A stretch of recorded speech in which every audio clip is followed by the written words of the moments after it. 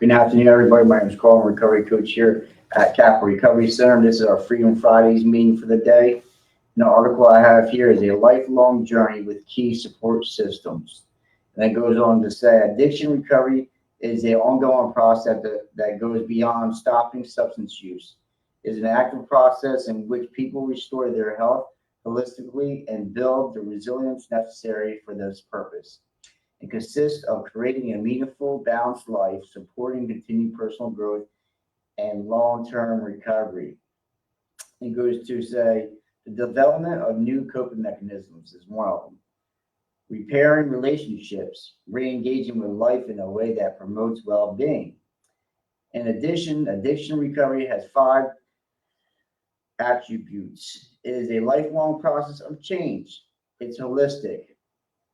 It is person-centered and involves learning healthy coping strategies.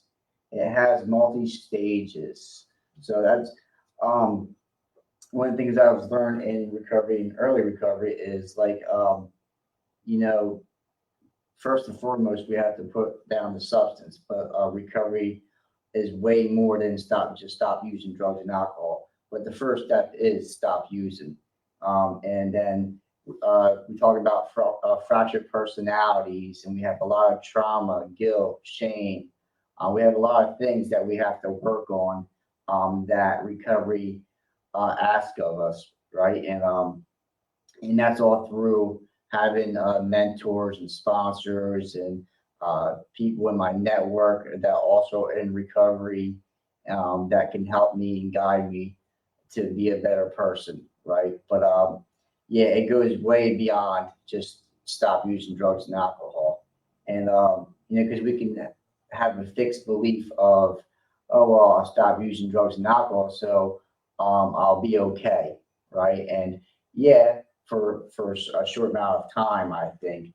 But I have to really get to the root of my problem, and that's the problem usually is me, right? So like I have to work on myself to change my thinking, my perception, my bad attitudes, right, my behavior, and the way I treat myself and others is very important to work on. Says, what is addiction recovery? Most people will have a clear idea of what addiction recovery means to them. Often this will boil down to someone getting over addiction and maintaining a sober lifestyle in reality. Recovery is a lifelong complex process with multiple introspections and approaches. For example, the substance abuse and mental health services, known as SANTRA, working definition of recovery is a process of change through this, which individuals improve their health, wellness, live a self-directed life, and strive to reach their full potential. And it goes to health, managing one's disease or symptoms and making informed, healthy choices that support physical and emotional well-being. Home, a stable, safe place to live.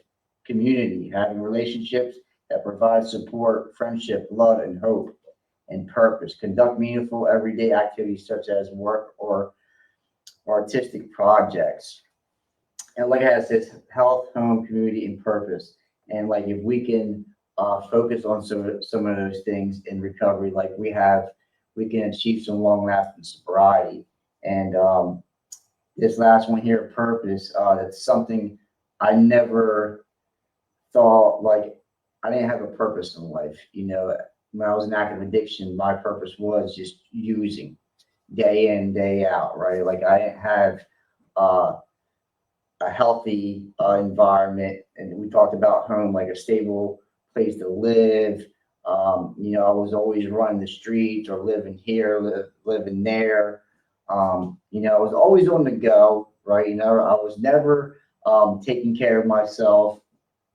I was more harm to myself than others, and until I started working on some of these things, I started taking care of myself physically and mentally and spiritually, and I started to get better. It took time and it still does take time, but it takes effort, it takes action. Things were just not going to happen, and some good things do happen, right? But like ultimately, it's up to me, and I have a choice today to work on myself, and it talked about it, recovery is a lifelong journey, and it goes beyond just stop using drugs and alcohol.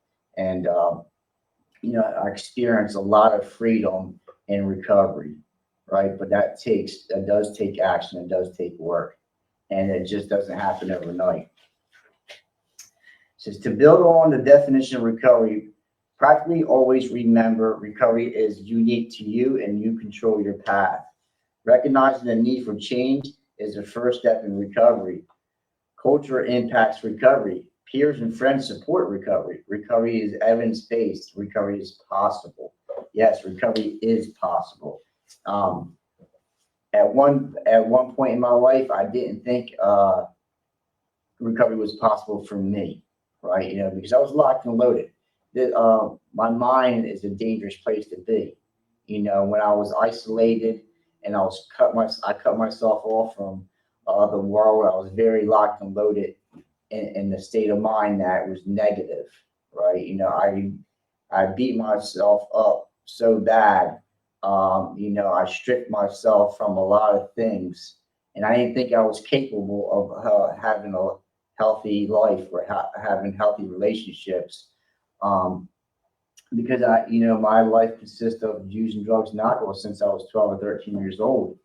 And, until like I really accepted and surrendered and started to understand, I have the disease of addiction. And like there's ways it can be treated, right? And that's through uh, many pathways, 12-step fellowships, religion, it goes on. Peer support services, which what we do here, talk with mentors and having a sponsor and talk a lot of things, and a lot of pathways that we can go. But I had to find something, right? And that's one thing we don't do here. We don't discredit anybody's pathway, because what works for me might not work for you, and that's okay. But we have to find something that does work for you. And I have people in my life to help me and guide me and wants me to get better. So the recovery models, addiction recovery is not a one size fits all. We just talked about a little bit of that. Different models emphasize different dimensions of this journey. It says community-based model, peer support and community-based models like 12-step programs, recovery-oriented systems of care, and therapeutic communities highlight the importance of social connections, support networks, and societal and reintegration in recovery. So recovery-based, right, and community-based, and there it talked about peer support services and 12-step fellowship. So there's a lot of things that, we can adapt to, but like I said earlier, we have to find something. I knew for me, like I couldn't just stop using drugs and alcohol, right? I wanted to get better. And the only way I got better was, I do a 12-step fellowship. I do go to church, right? I've seen a therapist, right? So we need help, not just in recovery, but life in general.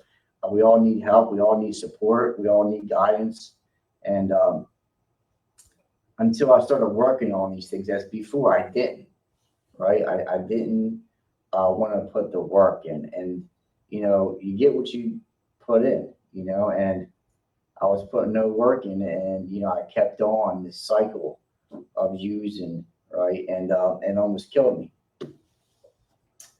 It says, can addiction be cured?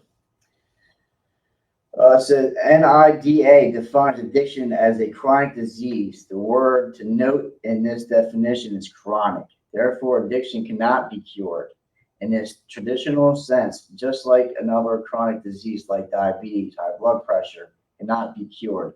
Addiction can, however, be treated or managed according to NIDA. Treatment is not a cure. By treating addiction, you can regain your life, as this will enable you to concentrate addiction's destructive effects.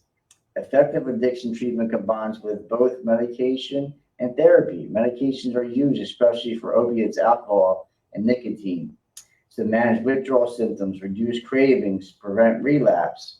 And behavioral therapies help modify a person's behaviors and thought patterns as well as address triggers that may result in relapse. These include a personalized approach combining both medications and behavioral therapies is best used for long-term recovery as it addresses the physical and psychological aspects of addiction. And we talk about in recovery, disease of addiction damages the mental, the physical, and the spiritual, right? So like if we focus on some of those things, we have a good chance in staying in recovery. But man, because I know for me, disease of addiction stripped me from a lot of things. Like we talked about earlier, like physically, I wasn't taking care of myself. My hygiene, not going to the doctors. The substance I was putting in my body was, tearing me up, and like I was just not taking care of myself. And mentally, the drugs and alcohol, really made me delusional and gave me some, crazy thoughts, and I was just not taking care of myself. And spiritually, I was just dead. I was not living. I was just existing. And I don't want to be like that in recovery. I want to live a full life. I want to live to my full potential the best I can. I want to experience life and what life has to offer me. As before, I was just existing day to day and just not being content, just not being okay, and always in worrying and anxiety and depression, having this going on. I was just never okay, and man, it took a lot of that of me. It really did. And it took my last time of using drugs and alcohol, and I'll just share something personal with you guys, that like my last use, I was physically dependent, mentally, physically, and spiritually dependent on drugs and alcohol. And anybody knows about opiates, you become really physically dependent on it, and you start, if you don't have it, you go through withdrawals. And I was withdrawn, and I finally got my opiates, and I used, and I was still detoxing. Like the drug stopped working for me, and at the time, I was very upset. I was angry, but today I'm grateful for that moment, right? Because it got me where I'm at today. The drug stopped working for me, and thank God for that. Because like I know for me, like think about it, right? If the drugs did work that day for me, maybe I wouldn't be here. So I'm grateful for the good, the bad, the ugly, and like, because I'm here today, and I'm pushing forward to get better. This is the recovery process. Behavioral change in it is a key component of recovery because managing addiction is a continuous process, not a one-time intervention. The transthetical stages of change model helps illustrate how people with addiction progress through different stages of behavioral change during recovery, from not recognizing the problem to actively maintaining sobriety. Different stages correspond to different recovery approaches. The stages of recovery that inform that stages of change model include stage 1, pre-contemplative stage. People don't think about their addiction as a problem and have not yet started to think about change.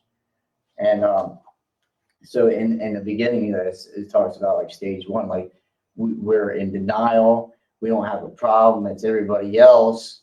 Playing the blame game. Like it's everybody else, not me, right? And I don't have a problem. I can stop when I want, or the rationalize and justifying and being the denial and not taking ownership of what's really going on. And it's just it's a how you want to say it. it's a coping mechanism to keep on using drugs and alcohol, being in denial and not taking responsibility for my actions and not being honest, right? That stuff fuels my addiction, right? That's what my disease wants me to do, to keep fueling it. And, we have to come to a point to like really take a look at what's really going on. Stage 2, it says, here we go. Why is it the same? Stage 2, people start to become aware of their adverse effects of addiction. So we start to notice, right? We start to like, maybe we do have a problem. We start to see things a little bit more, and maybe, just maybe I do have a problem. And, maybe we talk with somebody or somebody mentions something to us, and to actually take a look at ourselves and just really acknowledge it a little bit more. So stage 3, preparation stage, people commit to change. So now we commit to it. It's like, all right, well, yeah, I do have a problem. So like, let me think about like actually committing to something to change, right? So that's like the next stage, the next step of, committing to something to actually try to get the help. Stage 4, action stage, people take active steps to change their behavior. Wow. Actually going into treatment or, going into detox or inpatient, and maybe some outpatient, they start putting the action in, putting the effort in, to like, even not believing that we have a problem, right? Or thinking that recovery is possible for us, like actually putting the action in, not knowing what the outcome is going to be, right? Just having some faith and taking some action, and not even have to really believe that we're going to get better. It's just taking that initiative, or like trying to get better. Action's a big thing. Stage 5, maintenance stage. People successfully maintain their sobriety. So now we're maintaining it on a daily basis. That's a big thing. That's why we talk about the lifelong process and the lifelong journey that we have to maintain our sobriety and recovery, and to like actually live a life on life terms. And that can be many, many things, right? We talked about 12-step fellowships. We talked about religious. We talked about, peer support services. We have maintenance. We have a lot of things and many pathways. And we have to find something that to maintain staying into long-term recovery. It says addiction recovery support programs. Part of the recovery process requires accompanying support systems. Treatment is the first step in addiction recovery, with various options tailored to help people achieve remission. These treatment options include professional treatment programs. And the first one we have here is detoxification. It's often the first step, which consists of medically supervised intervention to assist withdrawal symptoms. Yes, because we talked a little bit about it earlier. We're on certain substances and drugs that we become physically dependent on it, right? So if we don't have the drugs or alcohol, we start to detox, and we have to have symptoms. They're not pretty, right? And so it's, I could always try things on my own to get better, right? I'll become my own doctor and my own therapist, my own counselor. Like, I was very full of selfishness and self-will and self-centered, right? And until I accepted and surrendered, like, let me go to treatment, let me go to detox, and be medically supervised, right? So, and get the proper treatment that I needed, right? And it's I don't want to say it's easy. It's a little bit easier to get out of your environment and get to a medical setting to get the proper treatment that you need. And that says inpatient rehab involves treatment in a dedicated setting away from home. It usually involves a 30 to 90-day treatment program and is recommended for people with severe addiction. And we'll talk about a little bit, go back to the detox. It's about, I want to say 7 to 10 days or 7 to 14 days. And the inpatient, like I said, 30 to 90 days. And I always tell people, take much as you can. This can set yourself. This can set and set the tone for the rest of your life. Like really, what do you have to lose? I know one thing you can lose is your life, right? So like, take the time, take the opportunity, give yourself a break, right? And get better. Because I know we can come up with a lot of excuses. We can come up with a lot of things. We can say a lot of things. We can do a lot of things not to get better, right? Disease of addiction is cunning, baffling, insidious, and sneaky, right? So it can make up a lot of excuses, right? So like, let's get better, because life is short, right? We can be here today, gone tomorrow. It can be that short. So like, I just had to, for me, I didn't love myself. I didn't care about myself. I didn't think I had a purpose. I didn't think I could get better, right? So I was very negative until I started to break that, And the first step for me, anyway, was going to getting the drugs out and alcohol out of my system. I had to go to detox, and I had to go to the inpatient treatment, and I took this, and not just that, I had to talk about maintaining our recovery. I had to do something different when I got out of treatment. That's where I always fell short at for me, right? Is I went to detox, I went to treatment, and got better in there and started, feeling better. And as soon as I got out, I didn't put the work in. I didn't maintain my recovery. And that's something I did different this time. And I'm coming up on 7 years next month. So, I have to maintain my recovery each day. I have to do something for my recovery every day. And at first, I'm like, man, I'm going to have to do this the rest of my life. Right? I was overwhelmed myself. I was projecting. So, like, if I can just tackle for today and the moment, it makes life a lot easier. It says outpatient programs offer the same therapy as inpatient care, but allow persons to return home. It may also be subtle for those who can't afford inpatient rehab. So outpatient, it can consist of, 1 time a week, 3 times a week, OP, IOP. That's something that, we can go to a sober living house, right? Or we go back home, wherever home is or where we go. It's something that we go to once, 3 times a week. They have a counselor there, and they do groups and meetings and stuff like that. So it's something that to maintain recovery. And, it's definitely heavily recommended. And it does help us, get through some tough times.